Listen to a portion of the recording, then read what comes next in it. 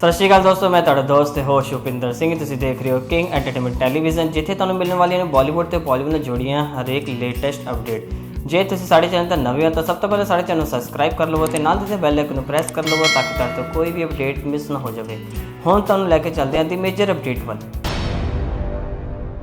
ये अपडेट ते गया है पंजाबी सिंगर दीप चहल वालों, जिन्होंने अपने नवे पंजाबी सॉन्ग की अनाउंसमेंट कर दी है, जिसका टाइटल है हिकअप्स यानी हिचकियाँ। तो जो सॉन्ग क्रेडिट की गल करिए, इसनों गाया और लिखा गया है दीप चहल वालों, म्यूजिक दिता गया है नव प्रिंस वालों, इसमें प्रोड्यूस कर रहे हैं प्रभजोत अटवाल।